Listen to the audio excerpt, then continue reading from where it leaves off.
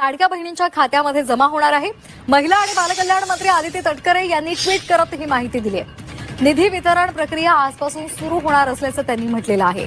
आपण जर बघितलं तर सुरुवातीपासूनच लाडकी बहीणचे जे काही निकष आहेत ते त्याच्यामध्ये नमूद करण्यात आलं होतं की आपण एका वेळेला एका शासकीय योजनेचा लाभ घेऊ शकतो ज्याचा लाभ 1500 पेक्षा जास्ती असेल, म्हणजे 1500 पेक्षा कमी असणार नाही। त्याच्यामुळे नमो शेतकरीचा लाभ हा साधारणपणे त्या लाभार्थ्यांना 1000 रुपयाचा लाभ जातो, तर लाडकी बहीण मधनं त्यांना 500 रुपयाचा लाभ मिळणं अभिप्रेत आहे, म्हणजे तो शासनाचा 1500चा लाभ हा त्यांच्या खात्यावर जात असतो।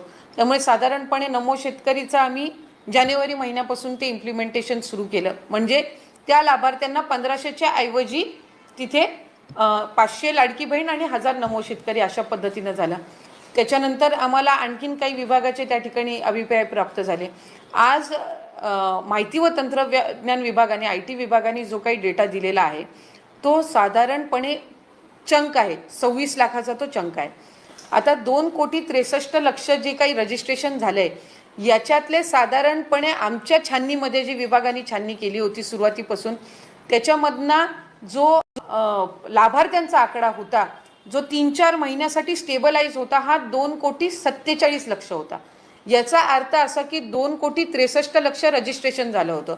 आता स्क्रुटिनी जर केली नसती तर 2,47,00,000 वर तो कधी आलाच नसता, तो 2,63,00,000 वरच राहिला असता।